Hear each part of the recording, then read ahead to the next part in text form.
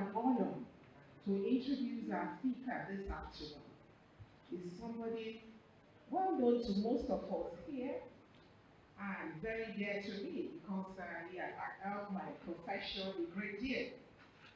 And the person is Pastor Niyi Adesanya. Pastor Niyi Adesanya is highly sought after for his outstanding acumen and is one of the highest paid speakers and coaches and professional speakers in the nation of knowledge industry. His business think tank and he's here celebrating because we couldn't have afforded paying Pastor Niyi Adesanya to come here this afternoon.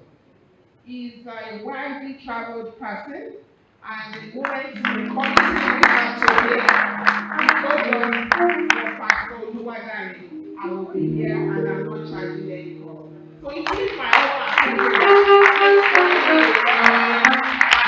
Niyi Adesanya.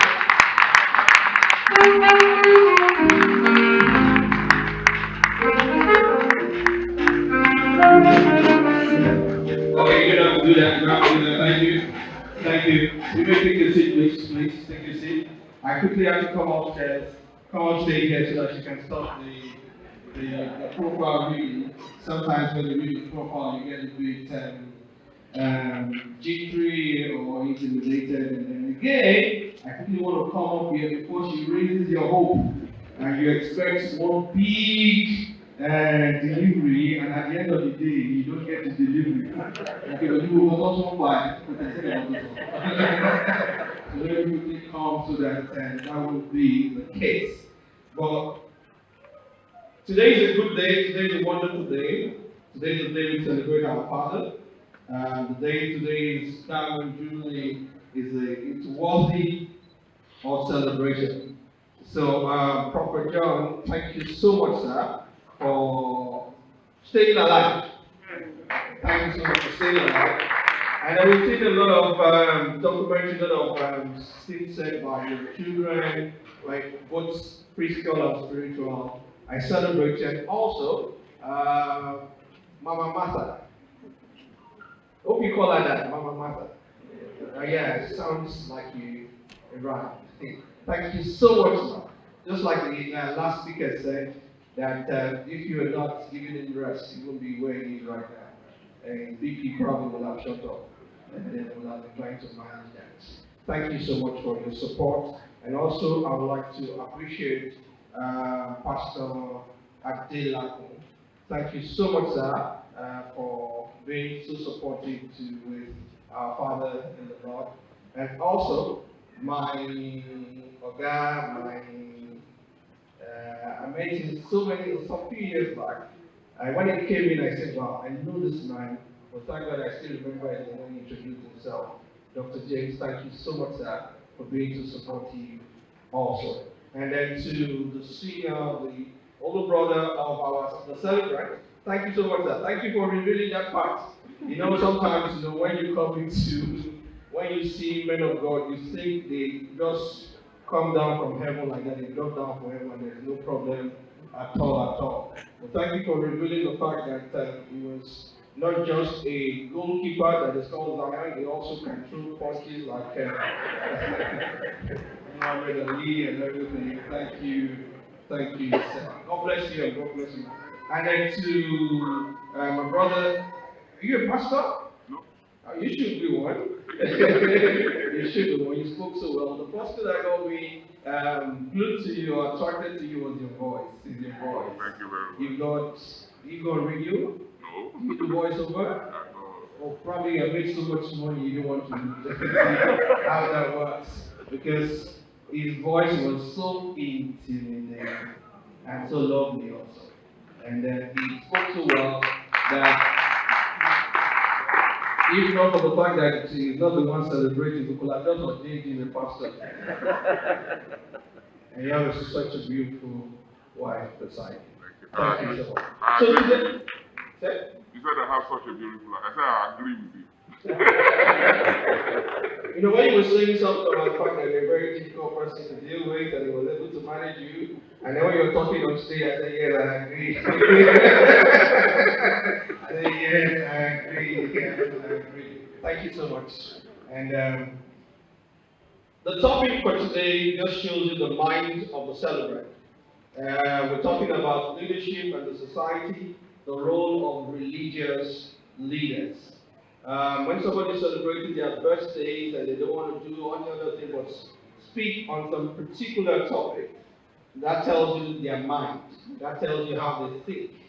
And I count it a privilege to be called upon to do this today. So I would just go straight into it. Um, when you look at the topic at hand, leadership and the society, what that probably means is that when there is something going wrong with the society, then all pointers should be towards the leader. John Maxwell said that everything rises and falls on leadership. In other words, if mind you is not doing very well, we should sack Oligona Social and then get the probably every other thing straight. And then if Chelsea is also not doing very well, instead of us sacking the footballers, we should look at the coach. So that means that if the society is not doing absolutely well, or there are some few things that we need to fix, then we also need to look at the leaders. But definitely, this time around, we're looking at the role of religious leaders. What is their contribution to this whole fiesta, so to say? And then when you look at it pre-independence, you saw a whole lot of contributions from the people who brought this so-called faith that we are all talking about today to us. You see the missionaries who came in, they were able to shape our or strengthen our moral disposition, and we're able to teach us so many things while we're in school. And then they also, the pre-independent, were also able to bring up a lot of people who also contributed to our independence in Nigeria. We all know the church contributed indirectly to producing elites who challenged white domination in both the Christian church and the political system, and led the nationalists struggle for independence, such as Chief Obafemi Awolowo, who attended the Baptist Boys High School in Abeokuta and also the Wesley College in Ibadan. You could see his own contribution to that. I would definitely, I think my dad would be proud of me right now in heaven, mentioning Chief Obafemi Awolowo because he's an Aoist and I was born an Aoist. And I can't forget the day that I mistakenly parked the desk in my house after sweeping the floor with newspaper. For me, it was a newspaper. For my dad, it was not a newspaper. Because the newspaper had a picture of Obafemi. There, I mean, heaven broke loose. I mean, it was more like, is it not newspaper? Thank God for the timely intervention of my mother. It would have been a different ballgame entirely. And also we know that the early church, also the missionary, and the religious leaders of those days also contributed into the press and journalism, what we call the media today. And the institution of press and journalism began in the country through Christian missions in Nigeria. They reduced African languages into writing and grammar in 1949. Also, Obafemi Awolowo founded the Nigerian Tribune and a private Nigerian newspaper which he used to spread nationalist consciousness amongst Nigeria. And then we also talk about education. The Christian mission also pioneered Western education in Nigeria. The educational programs such as literacy programs, classes for religious instruction, Sunday school, elementary and primary education, teachers training, and secondary education programs, and even theological education and training programs were also part of the things that they brought. And in recent times, we have also seen educational establishment like the Covenant University that was established by the Winners Chapel, Living Faith Church in Nigeria, and also not that, also you look at the Redeemers University by the RCCG, and so many other Christian universities that have turned out a lot of graduates. I've been in a situation where I've helped people recruit a lot of people into the government, into their employment, and you will realize that the people who graduated, especially from Covenant University, are most of the time exceptional. Most of the time exceptional.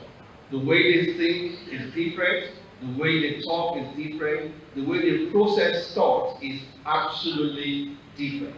And then they stand out, and then we can only say, thank God for the role of religious leaders in our education. And we can go on and on else, humanitarian services and everything.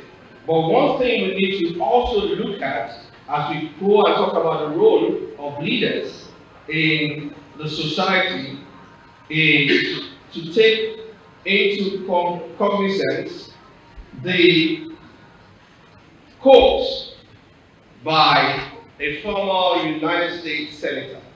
And this quote has been what has helped me to change any organization that I've worked with, and then change any individual. That quote is so powerful that it has changed nations, it has changed society. He said, and that's his name is Patrick Monia.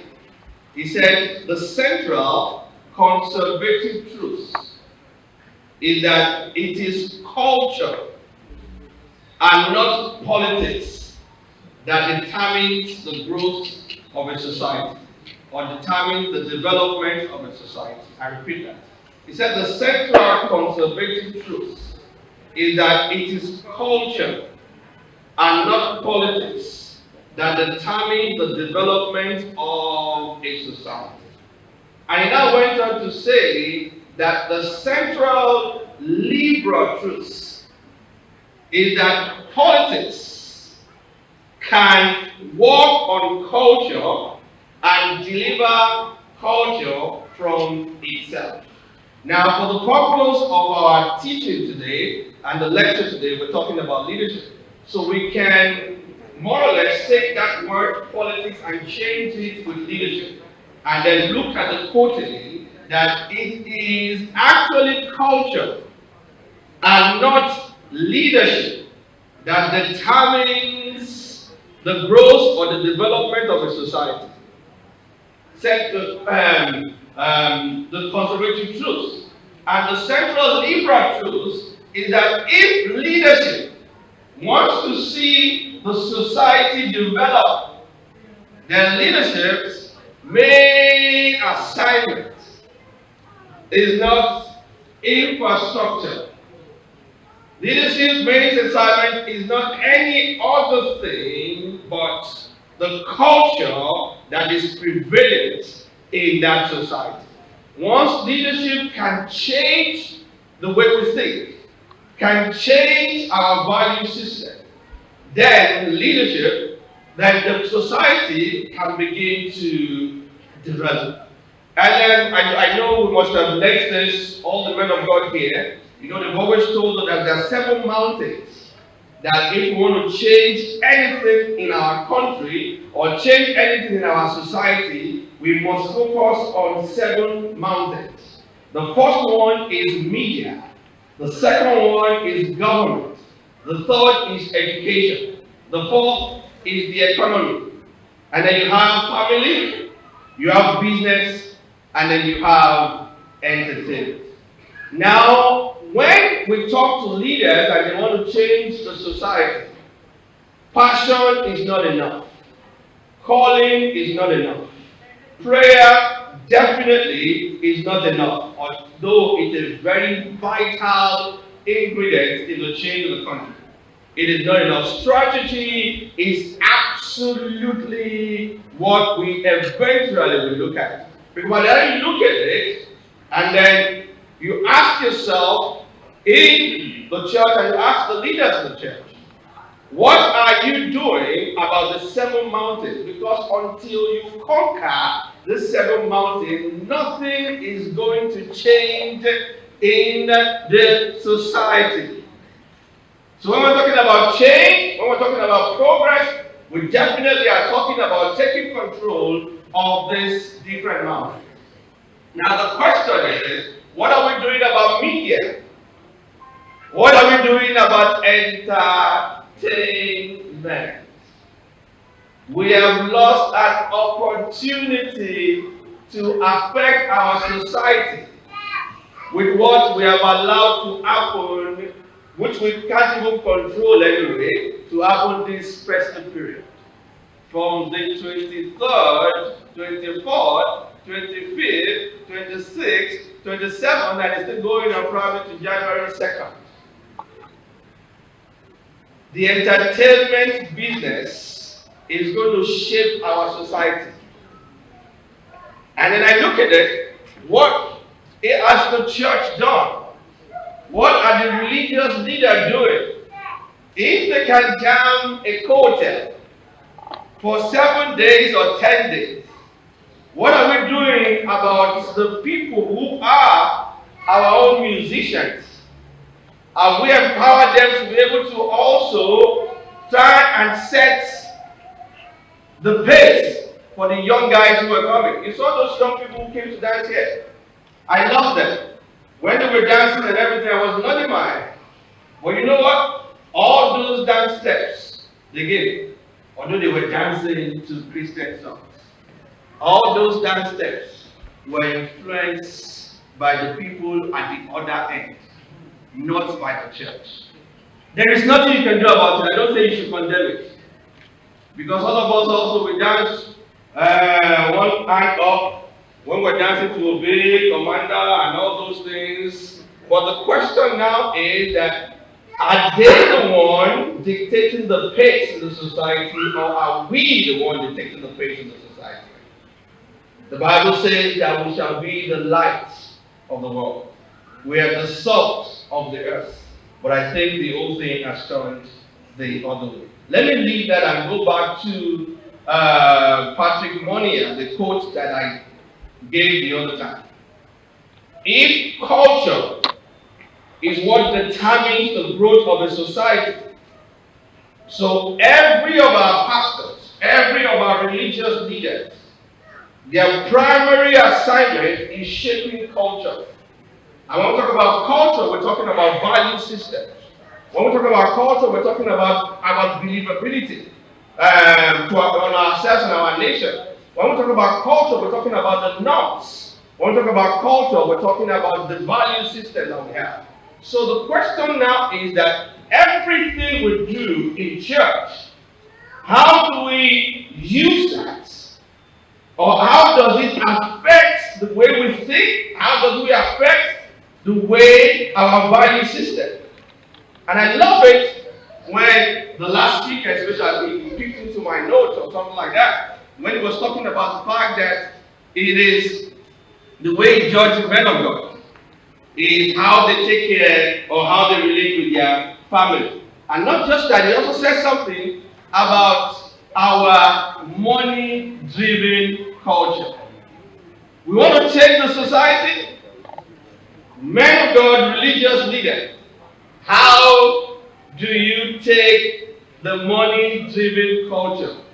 Has it crept into the church? Is it money-driven culture or value-driven culture? Before you start saying it's value-driven culture, let me help you a bit. If the people, you go to their naming ceremony, and the people who've got money, and you delegate your pastor or your leaders to go to the ones who don't have money for their naming ceremony, you are empowering that money-driven culture. Because whatever you celebrate is what we pay attention to. Whatever you celebrate is what we pay attention to. We have in our country, in our society, a money-driven culture. Those days that when you were growing up, probably in the Curie, when you were coming to Lagos, I'm sure they must have told you, sir, that Èkó tó ń lọ yìí o, rántí ọmọ ẹni tí wọ́n ń ṣe, rántí ilé tó ti jáde wá. That was the admonition when you were leaving for Lagos. But these days, sir, it has changed. They call the children in and they tell them, do you remember Emeka? No, let me go Emeka now, let me come to the Yoruba language. Do you remember Niyi that went to Lagos? And you don't even care what Niyi came to do. Is it money-driven culture or is it a value-driven culture? What is our strategy as church leaders, religious leaders, to correct that? Do you only promote the people who have money? I know hard work is to be encouraged. But you know there's somebody who is into hard work. He has worked so hard. But sometimes they don't get to be dictates. Why? Because they don't have the financial muscles. If you do that, you have a money-driven culture in your church. And there is no societal change that is going to happen. The next thing we look at is that the certificate-driven culture. We have a certificate-driven culture where you have people who have to now read crap to pass.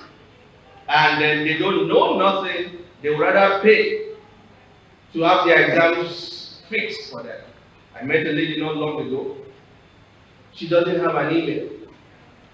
29-year-old doesn't have an email. I said, why? Didn't they ask for all those things when you were in school? She said, no, I paid my way to get my certificate. She said, I paid my way, I paid all the lecturers. And the reason why this is so prevalent until we fix this, we don't have a good society yet.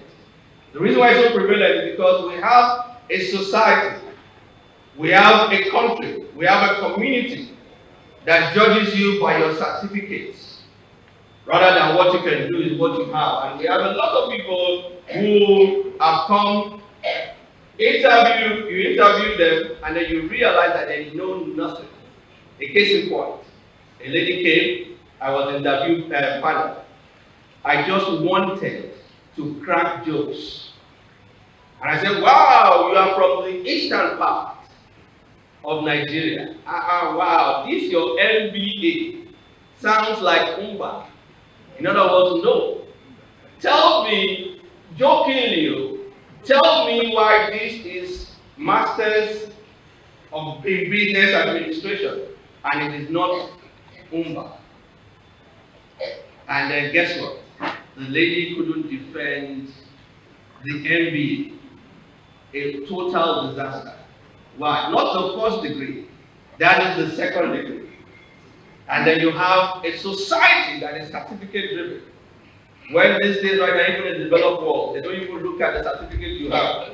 Google does not look at your certificate. Facebook does not look at your certificate. Don't even create that. So we need to also look at that.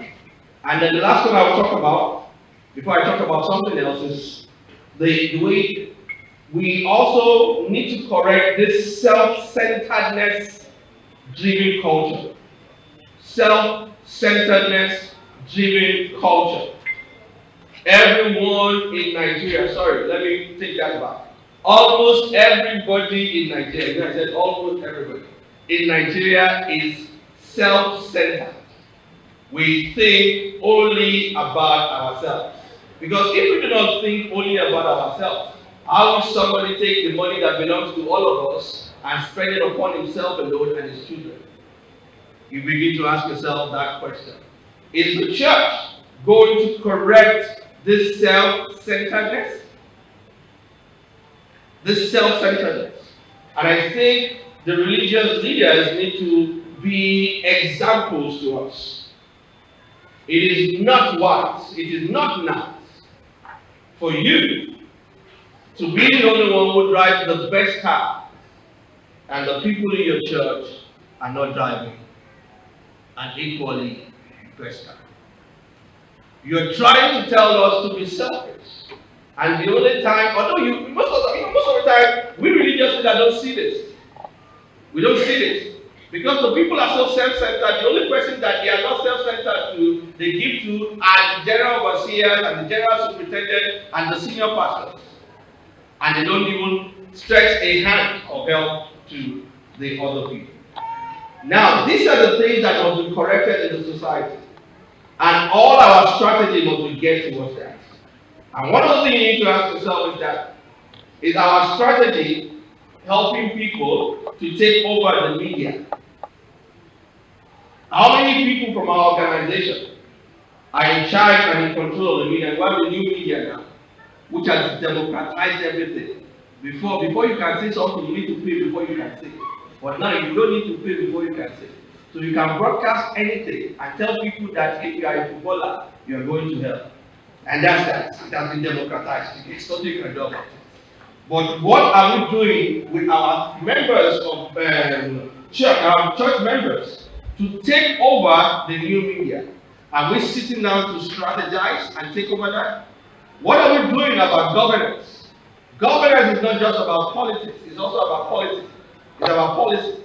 Are we having people that we are strategically positioning into some places in the governance so that they can influence policies? And then they don't have to be the governor. What they just need to do most of the time is to be the director general of waterways. They can effect some changes in there. But do we have a strategy? Do we have a school that grooms these people so that they will know what to do? Now, education. Education. Most of us want to do university education. Every church right now wants to build a university. But you know what? It is too late to catch people at the university stage. They have already been made. We all know about our tabula rasa. That when we're born with a clean slate. But everything that we learned it in our first 6 years. That is actually the best time to start causing a change. I've had the privilege of speaking in over 120 tertiary institutions in Nigeria. I actually was engaged by a telecoms company for 5-6 years, and they were taking me to all those tertiary institutions to speak.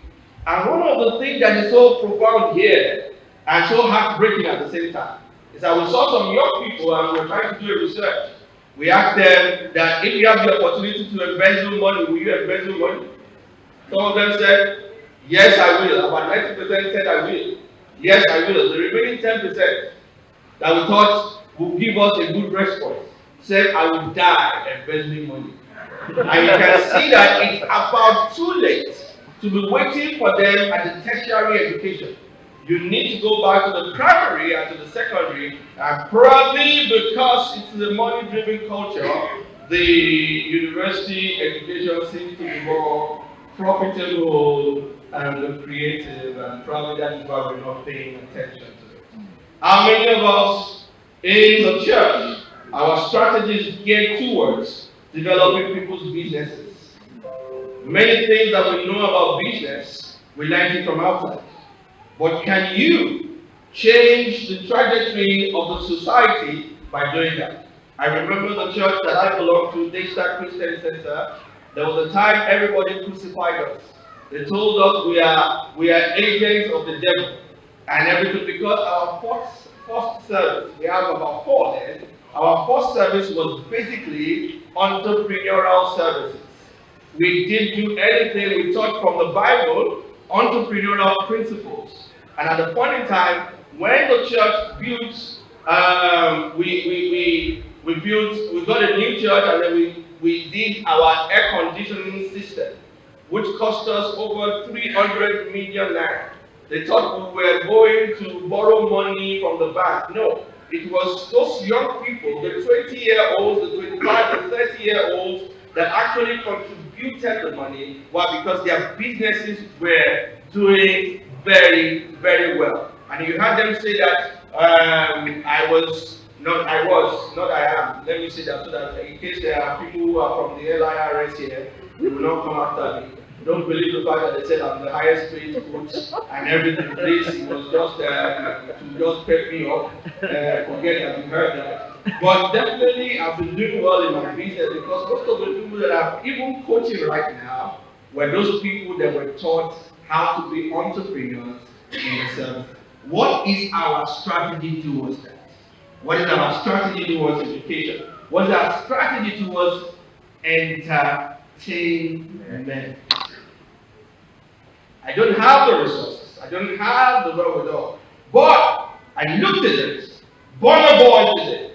Whiskey tomorrow. Davido. And they were going there and they were teaching our young people what they should do in the next 1 year. They are coming back next December.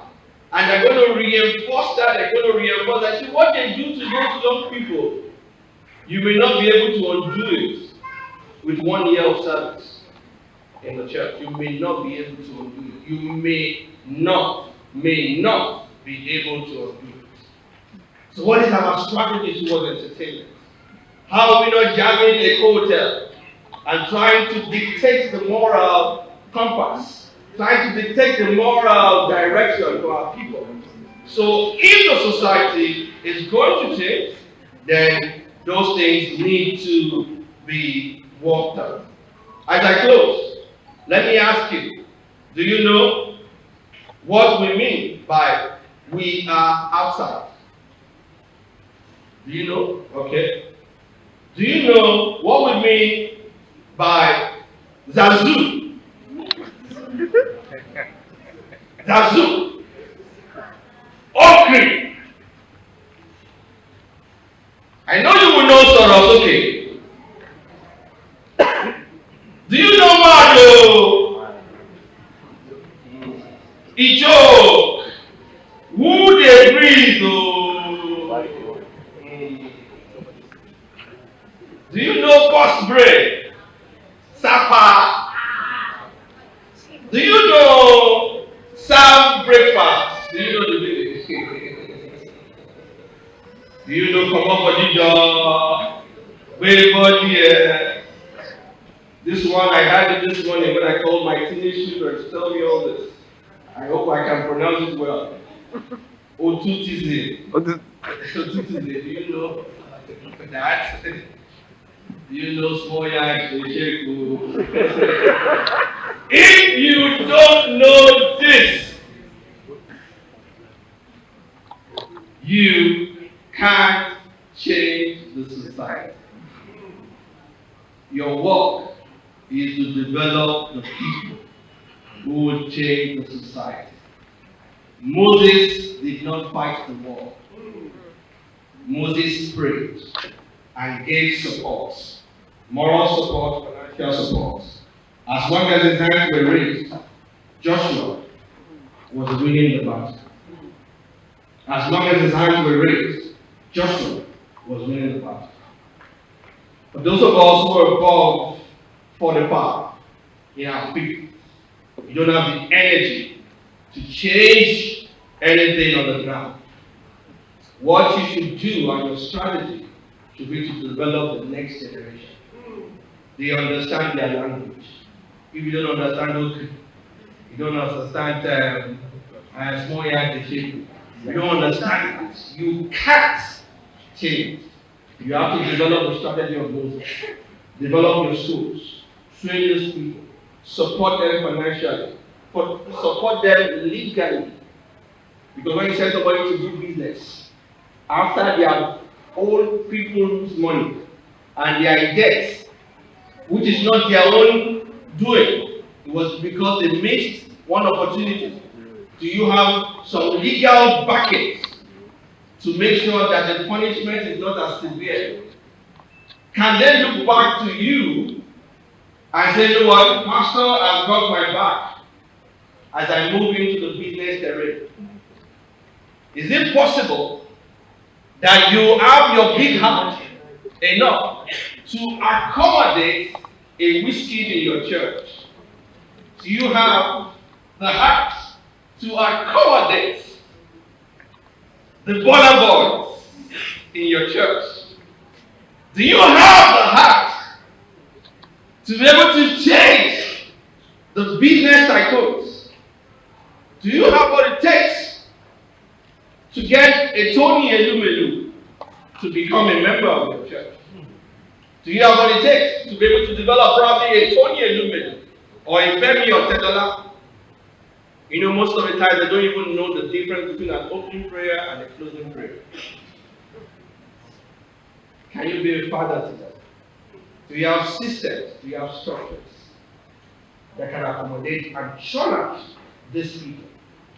That is the best strategy that most of us here must adopt this new year. You need a business school. You can't teach us business because probably you didn't learn it.